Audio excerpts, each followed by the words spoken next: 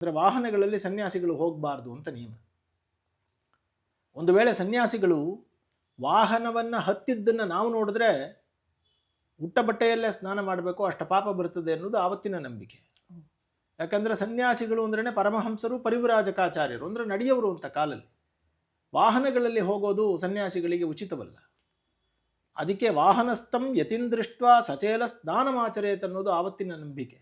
ಹಾಗಾಗಿ ಅವರು ಕುದುರೆ ಮೇಲೇನೋ ವಾಹನಗಳಲ್ಲೋ ಕುಳಿತುಕೊಂಡು ಹೋಗೋ ಹಾಗಿಲ್ಲ, ನಡಿಬೇಕು ಅವರು ಪರಿವ್ರಾಜಕರು.